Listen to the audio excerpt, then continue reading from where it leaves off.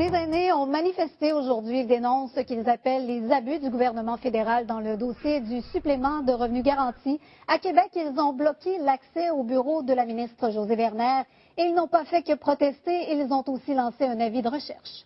Supplément garanti pour les moins nantis. Aujourd'hui, l'alarme sonne pour le gouvernement Harper. Les aînés sont en colère. Ils accusent le gouvernement de garder leur argent dans ses poches. C'est l'injustice.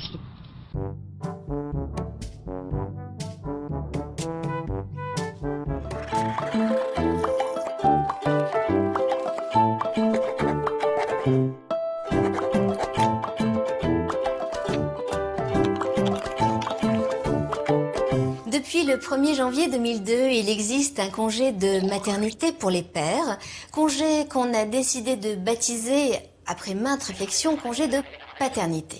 Parallèlement, on a maintenu le congé de maternité pour les mères. Bien, jamais une occasion de se reposer, celle-là. Faisons le point sur le congé de deux. Le congé de paternité s'applique à l'ensemble des salariés. Il est de 11 jours consécutifs, 18 en cas de jumeaux, qui s'ajoutent aux 3 jours déjà accordés et payés par l'employeur. Il doit être pris dans les 4 mois qui suivent la naissance ou l'adoption de l'enfant. Ensuite, vous retournez chasser le mammouth, monsieur. Non mais...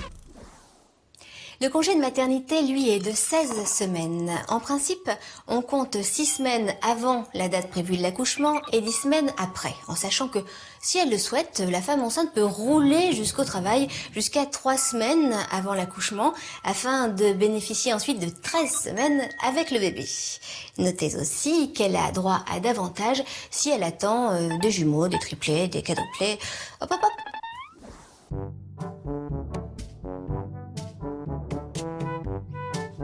Vous trouvez que l'aide offerte aux victimes d'actes criminels comme vous n'est pas adéquate? Vous lancez d'ailleurs une pétition en ce sens. Quelle aide vous a-t-on offerte et pourquoi vous n'êtes pas satisfaite? Premièrement, c'est très compliqué de remplir le formulaire d'aide. J'ai été obligée de me faire aider. Donc, et vous étiez sous le choc aussi? Oui, probablement que je me suis dit ça, mais honnêtement, je suis habituée de remplir des formulaires. Là, je le fais pour mes patients. Ouais. Toutes les semaines, j'en remplis. Puis celui-là, les définitions, tout ça, moi, je m'avais mis comme victime parce que je considérais que j'étais une victime. La première chose qu'on m'a dit, on m'a dit non, vous n'êtes pas une victime. Ah bon? Ah bon. Donc, j'ai dit, je suis quoi au juste? Fait qu'on m'a dit que je suis un proche de victime.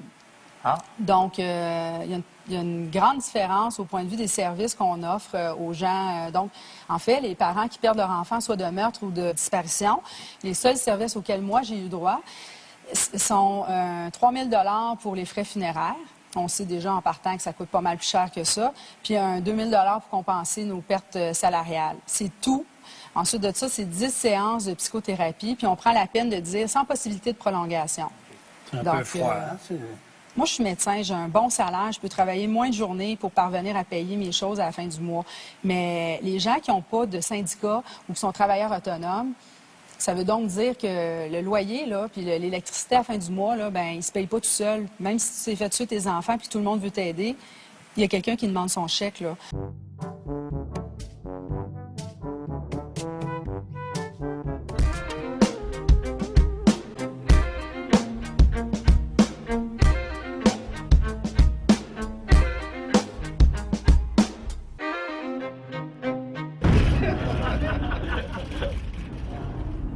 Ça va mal dans les urgences. De plus en plus de place au privé en santé. Privatisation du système de santé. Une fois de plus, à Québec, le gouvernement Charest a imposé le baillon. Québec, au jugement Chaouli en Cour suprême qui ouvre la porte à des assurances privées. La commission Castonguay. Le classement des urgences et puis le financement des soins de santé. On n'est pas dans un moment de grand optimisme. On a un système de santé qui s'en va de plus en plus vers moins de santé et plus d'argent. Notre système de santé qu'on a actuellement, c'est un système équitable pour tout le monde. Tout le monde, lorsqu'il est malade, peut se faire soigner au Québec.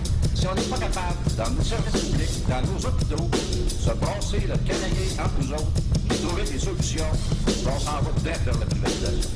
La santé des Québécois et des Québécoises, c'est ce qu'on a de plus précieux au Québec. la CSN et la FTQ reprennent le combat contre la privatisation du système de santé. Selon les deux représentants syndicaux, de plus en plus de tâches sont confiées au privé et la situation risque de s'empirer si rien n'est fait. On est en train de sortir les médecins du système public pour l'envoyer au privé. Ça veut dire par le fait même qu'on va rallonger les listes d'attente encore. Ça veut dire qu'on va créer encore plus d'insatisfaction. Et vous savez, quand tu veux te débarrasser de ton chien, tu dis qu'il a la rage. C'est ce qu'on est en train de faire avec le système public dans la santé au Québec. Les leaders syndicaux s'insurgent sur le fait que les primes d'assurance santé ont augmenté de façon exponentielle depuis les 10 dernières années. On vient manifester pour appuyer nos confrères et nos consoeurs du milieu de la santé. Je pense que c'est important de démontrer une solidarité. On manifeste pour le réseau public en santé. On veut que nos impôts, on veut que l'argent collectivement serve à des soins collectifs universels gratuits. On ne veut pas se ramasser avec des gens pauvres qui n'ont pas les moyens de se faire soigner. On n'en veut pas des systèmes qui ne marchent pas ailleurs. Quand ça ne marche pas ailleurs, ça ne marche pas plus au Québec.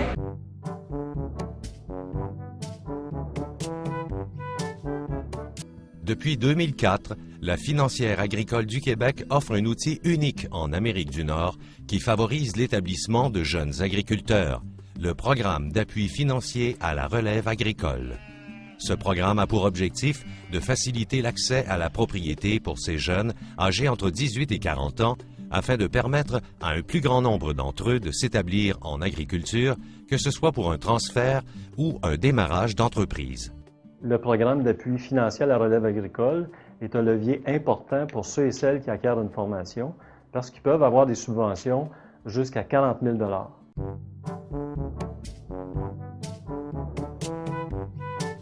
Vous savez, on vous a parlé en janvier dernier de cette jeune femme. C'est le combat de Caroline, une jeune femme lourdement handicapée et ses parents qui se battent pour empêcher qu'elle se retrouve dans un centre d'hébergement. Et TVA Nouvelle a appris que le dossier n'est toujours pas réglé et pourrait se retrouver maintenant devant les tribunaux.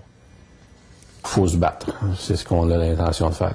Depuis plusieurs semaines, les parents de Caroline, âgée de 28 ans, et de C3S Pierre Boucher sont à couteau tiré. Au cours des 9 dernières années, ils ont reçu suffisamment d'argent pour garder la jeune femme atteinte de paralysie cérébrale sévère à domicile, soit environ 150 000 $ annuellement.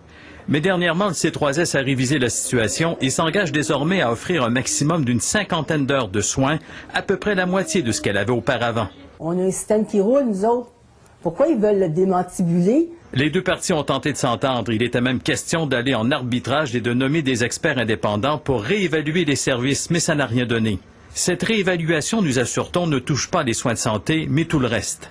Par exemple, est-ce qu'on peut donner autant de soins pour le lavage du linge, pour faire manger la personne, pour changer la couche de la personne? À défaut de trouver une solution, le C3S croit que Caroline devra être hébergée au coût d'environ 65 000 $ par année dans cette résidence où demeurent déjà quelques patients handicapés de son âge. Les parents de Caroline ne veulent pas qu'elle se retrouve dans cette résidence pour personnes âgées de Longueuil. Ils ont fait parvenir cette lettre la semaine dernière à la ministre Dominique Vian et lui demandent d'intervenir. La ministre a préféré ne pas commenter, mais en janvier dernier, elle s'était prononcée. Il est peu souhaitable qu'une jeune personne handicapée vive dans un milieu de vie, dans un centre d'hébergement pour personnes aînées. La famille menace de poursuivre le ministère de la Santé. On a sollicité l'intervention de la ministre, puis si ça ne fonctionne pas, on va vraiment s'adresser au tribunal. Ils craignent que dans ce centre, leur fille ne reçoive pas tous les services dont elle a besoin. Ces personnes-là n'ont pas demandé à être au monde, première chose. N'ont pas demandé à être dans cet état-là non plus. Je ne demande pas un château, là. Je demande qu'elles vivent bien, dignement. En Montérégie, 4000 personnes requièrent des soins à domicile. Jusqu'où on peut aller comme étant naturel et qu'est-ce qu'on va demander à la société de vraiment supporter à l'intérieur de ça si on veut se garder une capacité de partager en tous les besoins.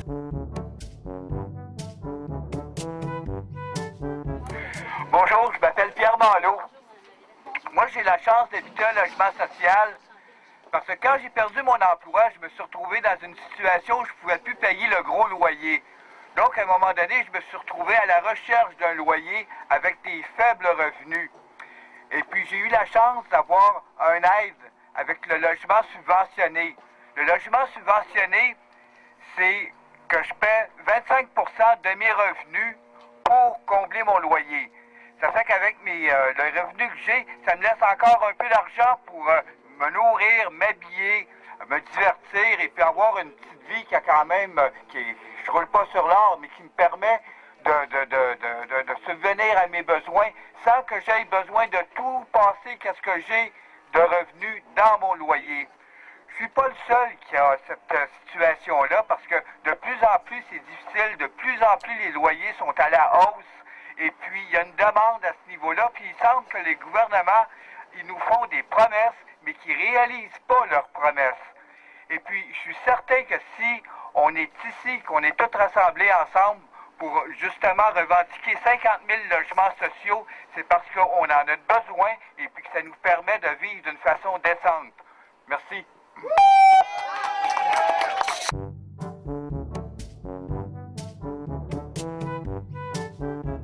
Ludovic Bourdage. Février 2008, Joé Veilleux et quelques collègues de Blais Industrie étaient affectés à la construction du moulin de la mine Goldex à Val-d'Or.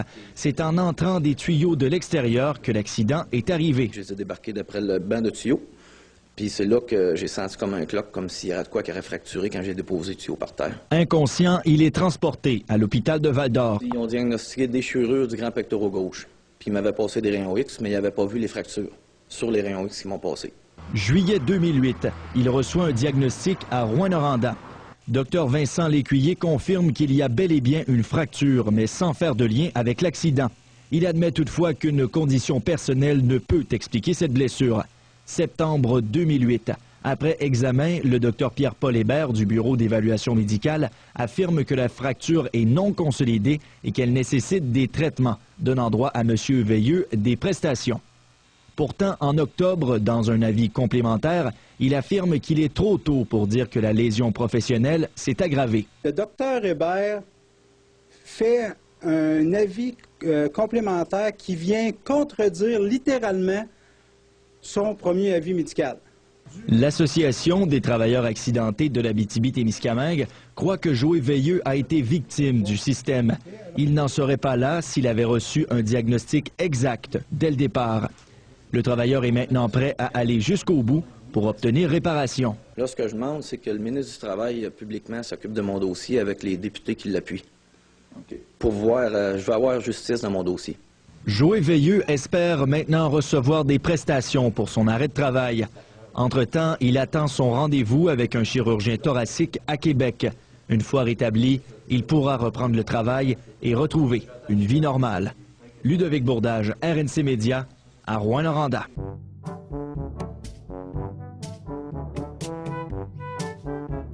La pauvreté, mais ça part des familles qui n'ont pas d'argent, qui ne travaillent pas, puis qui ont un peu de misère à vivre. Là. C'est comme moi dans cette situation-là.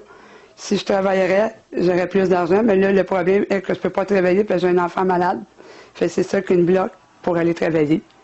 Puis il y en a d'autres qui vivent des enfants qui sont malades, il y en a d'autres qui ne peuvent pas. La pauvreté, c'est beaucoup de choses. On fait beaucoup de place pour essayer d'arriver avec les fins de mois. Il y a beaucoup de détresse, d'inquiétude, de culpabilité, entre autres, qui sont vécues par ces femmes-là. Ils sont en constant état de survie, hein, donc ça génère énormément de stress et d'anxiété. Et ça demande souvent de mois en mois quel compte qu'ils vont payer ou pas payer pour pouvoir faire l'épicerie. Puis il va-t-il en avoir assez d'épicerie jusqu'aux allocations familiales? Socialement et économiquement aussi, psychologiquement, sur le plan physique, ils sont hypothéqués, hein, c'est sûr. Ils sont isolés puis ils se sentent jugés.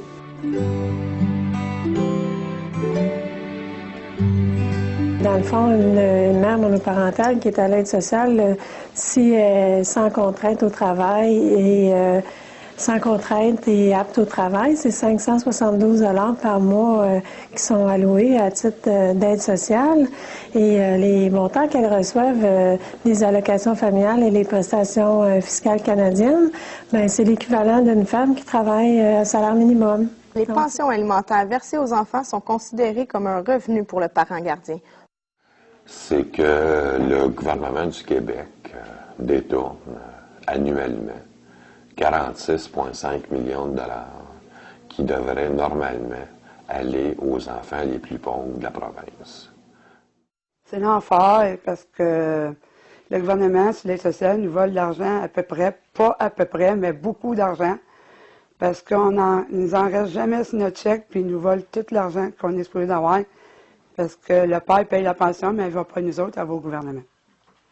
Bien, peu importe le nombre d'enfants ou l'âge des enfants, le montant reste toujours le même. Hein? C'est un maigre 100 là, qui est attribué, qui est alloué à tous les mois comme montant de pension alimentaire. Même si le parent qui paye la pension alimentaire verse 400 c'est quand même que 100 que la mère va avoir par mois sur son chèque. Et en fait, le ministère il va garder dans ses coffres les 300 qui restent.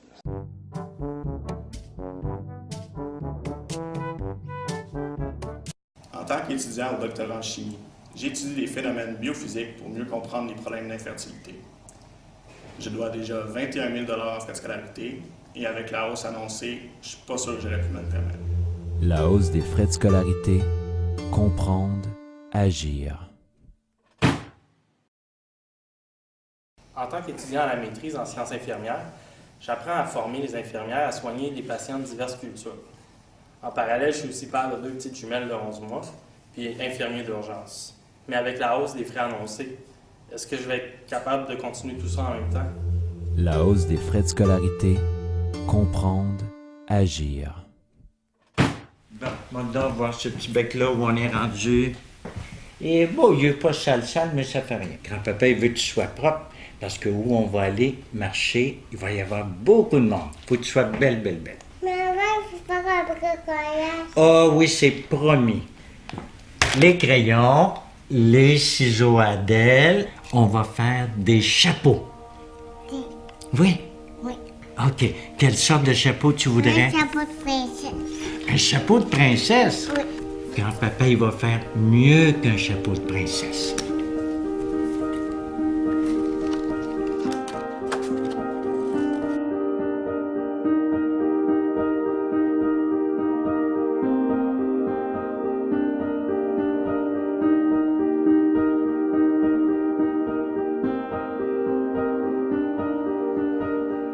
C'est-tu correct des fois grand-papa il se trompe de bouton? Mais là, je me tromperai pas, tu vas voir. Et tu vas être belle. T'es pas une princesse, t'es une étudiante. T'as un chapeau magique. Avec un petit chapeau comme ça, là, tu peux faire tout ce que tu veux. Mais si t'en veux un vrai jour, faut aller marcher ensemble. On y va? Viens-t'en. Quoi?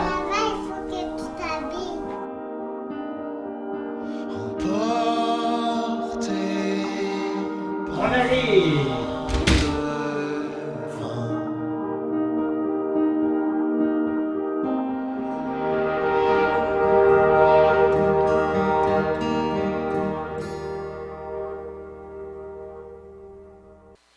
Mais il semble que je suis incapable de faire quoi que ce soit sans l'aide de mon berger.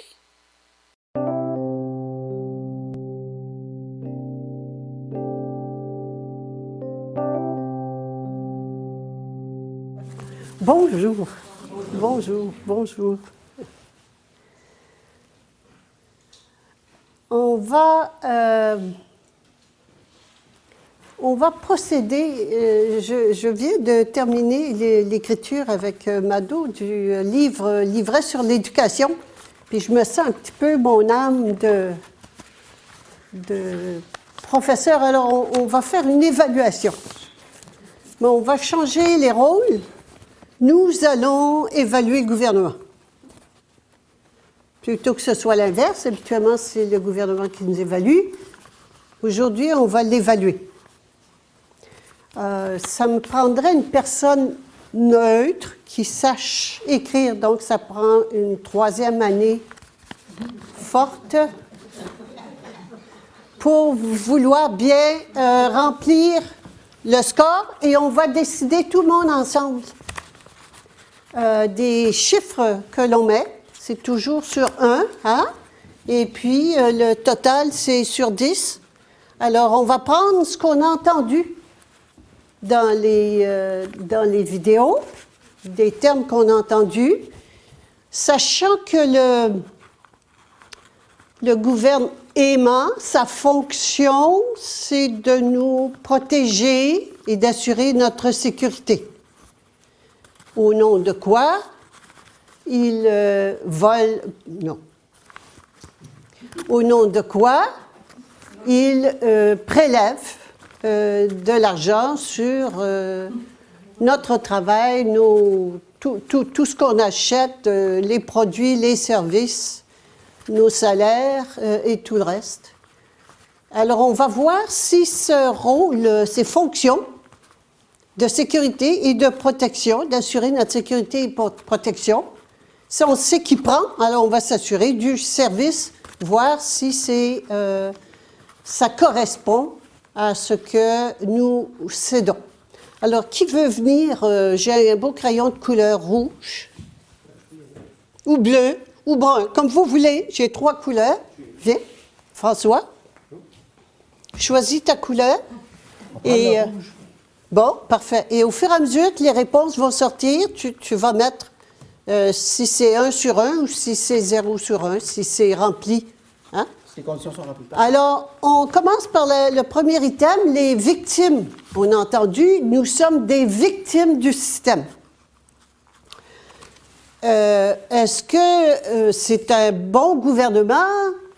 Est-ce qu'il remplit ses fonctions avec des gens qui disent qu'ils sont victimes du système? Puis c'est important, c'est pas anodin, victime du système. Hein? Quand je suis victime, ça veut dire que le système, c'est le méchant loup. C'est donc un gouvernement qui serait méchant loup pour ces pauvres moutons. Alors, est-ce que le gouvernement remplit bien sa fonction de protection et de sécurité avec les personnes qui se disent victimes du système? Non. Alors, tout le monde, hein, c'est une décision à l'unanimité. Hein? Comment on fait? On va faire comme ils font pour voter des nouvelles maladies psychiatriques et qui rentrent dans le DSM. Ils font ça à main levée. Et si tout le monde ou la majorité lève la main, ce qui est proposé comme nouvelle maladie, c'est accepté, puis c'est mis dans le livre. Et c'est une nouvelle maladie. Alors, un enfant qui bouge un petit peu plus que la moyenne, ça devient un enfant hyperactif, maladie, hyperactivité, puis ça rentre dans le livre. Et les décisions sont prises à main levée. Alors, on va faire ça aujourd'hui. Hein? Si c'est bon pour les psychiatres, ça devrait être bon pour nous. Alors, si vous êtes d'accord avec le chiffre 0, parce que si ça ne remplit pas la fonction, avec le chiffre 0, levez la main. Ah, parfait, il y a majorité. 0. Alors, deuxième, j'ai entendu le mot injustice. Est-ce que vous croyez que le bon berger, que le berger traite ses moutons avec justice? Oui? Ah, levez la main. Est-ce que oui ou non? Non. Voulez-vous juste lever la main? Parce qu'il faut que j'ai quand même... Ah oui, c'est parfait. Non, ça passe pas. Non. Le troisième item, pauvreté. On a entendu parler de pauvreté. Or, le gouvernement, depuis des années, fait la lutte à la pauvreté. Je m'attendrais à ce qu'il n'y ait plus de pauvres. Hein? D'autant plus que la fonction du gouvernement, c'est de prendre l'argent de tout le monde pour le redistribuer équitablement. Il ne devrait plus y avoir de pauvres. Est-ce que c'est accompli? Non. C'est fort, là. Oui, c'est un gros 0-0. Hein? C'est quasiment double. Les coffres sont vides. Étonnant. Même que l'État, depuis 1 an ou 2, est en déficit. Je vais vous, si vous n'êtes pas, parce qu'on n'apprend pas ça à l'école, on n'apprend jamais rien de l'argent à l'école. l'école est faite, je ne vais pas vous dire ce qu'il y a dans le livret, mais enfin, juste pour nous rendre crétins, et ça a marché, notamment, qu'on n'a aucune notion de comptabilité de ce que c'est que... comment fonctionne l'État avec notre argent. Mais on sait une chose, c'est qu'il est en déficit. Ah bon? Plus que ça, c'est comme il est tellement en déficit, il prend le bien public puis il vend au privé. Alors, il privatise. C'est énorme. Il vend nos biens qu'on a payés, puis il les vend au privé. Évidemment, le domaine le plus flagrant, c'est la santé. L'éducation est en train d'être privatisée. Tout est en train d'être privatisé, c'est-à-dire qu'il vend ce qu'il a accumulé comme patrimoine qui appartient aux moutons, il le vend au loup. Et le loup étant les banquiers et les multinationales. Hein, on l'a déjà vu, je ne reviens pas là-dessus, mais enfin, on a ici le mouton, le berger et le loup. Et le loup, c'est le privé, le berger, c'est le public, et le mouton, c'est le peuple, les 3 P.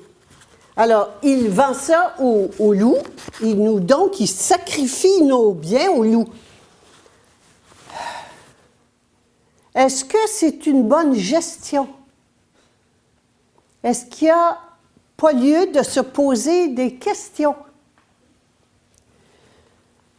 Alors, là, les coffres sont vides, la dette... Alors, on nous parle de la dette, on va voir tout à l'heure de quoi il s'agit, mais les coffres sont vides. Est-ce que c'est à cela qu'on s'attendait du berger pour assurer notre sécurité et notre protection? Voulez-vous lever la main, voter, s'il vous plaît? Wow! Bon, non, c'est... Ça va pas bien. Non, ça va pas bien. Bon, on va se rattraper, là, ici. Oui, sûrement. Il y a un autre item que j'ai entendu. Les promesses ne sont pas tenues. Oh, alors ça, là... Hein? Écoutez, un politicien ne fait jamais une chose pareille. Promettre des choses et ne pas les livrer. Les aînés ne sont pas contents non plus, mais les promesses ne sont pas tenues. Est-ce que vous mettez une bonne note à ça ou une mauvaise note? Mauvaise. Voulez-vous voter, s'il vous plaît?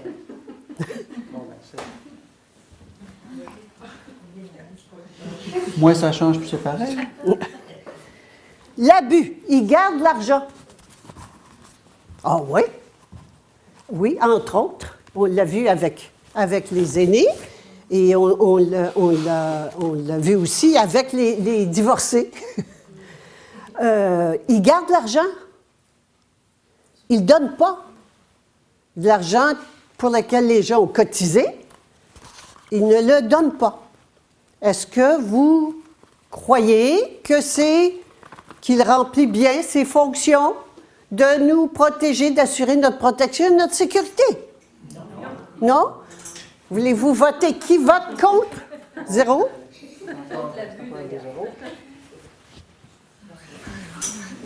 C'est juste une première année que j'avais besoin, je pense. La hausse des coûts. Il y a des coûts qui sont haussés régulièrement. On l'a vu, tout coûte plus cher. Mais en plus de cela, particulièrement ces temps-ci, il y a une hausse des coûts de scolarité de 1 625 $ par année, par étudiant. Mais les coûts sont haussés partout, dans tous les domaines. Est-ce que les services doivent donc être améliorés? Je suppose si les coûts sont élevés, sont plus élevés. Or, non. Les services vont en diminuant, puis les coûts en augmentant. Est-ce que vous croyez que le gouvernement remplit bien son rôle de protection et de sécurité de ses moutons? Voulez-vous voter?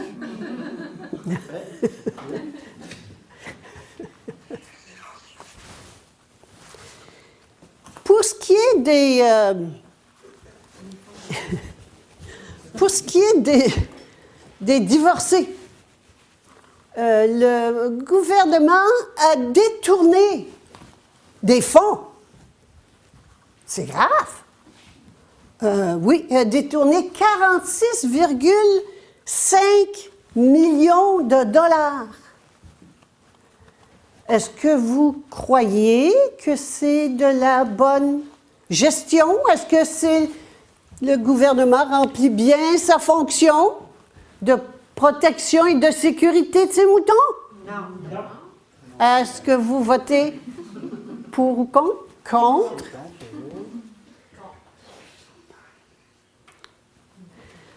Ici, les dettes étudiantes. On a vu dans le film, il y avait un étudiant qui était endetté de 21 000 $. C'est beaucoup d'argent. Et qui permet l'endettement des étudiants? C'est le gouvernement, avec les prêts, les bourses. Et qu'est-ce que ça donne, un endettement étudiant?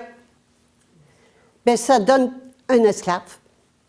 Il est pris pendant des années pour aller travailler, faire le travail pour lequel il y a un diplôme quand il y en a, et il est pris pour rembourser. Vous avez un esclave, vous créez un esclave. Est-ce que vous trouvez que c'est le rôle du gouvernement dont la fonction est d'assurer la sécurité et la protection? Est-ce que c'est son rôle? Son rôle est bien rempli en créant des esclaves. Non. Voulez-vous lever la main? Encore un autre. Bon, là, il y a une dernière chance quand même. Là. Oui, une dernière chance. Dernière chance. On peut voter dessus, oui. La dernière question, c'est qu'il y a des dettes qui favorisent l'endettement des jeunes entrepreneurs. Alors, des personnes qui vont travailler fort, courir des risques, vraiment se lancer. Créer des emplois. Et là, il fait quoi? Il les endette. Alors, qu'est-ce qu'ils vont faire? Parce que quand l'État permet ces choses-là, c'est permis par l'État, c'est poussé par l'État, mais l'endettement est auprès des banques, évidemment. C'est les banques qui favorisent ça. Donc, il fait quoi, encore une fois? Bien, il fait des esclaves en partant. Et des gens qui, tôt ou tard, après avoir travaillé comme des fous, vont devoir laisser presque tous aller leur entreprise parce qu'ils ne seront plus capables de payer. Et les banques vont récupérer l'entreprise. Est-ce que vous croyez que c'est de la bonne gestion du berger qui doit assurer la sécurité et la protection de ses moutons? Non. Bon, bien, malheureusement, on a un grand total de 0. Donc, c'est... 0 sur 10. 0 sur 10. Donc, c'est... Merci, François. J'ai pas voté, mais j'ai déjà pas voté. C'est un score lamentable.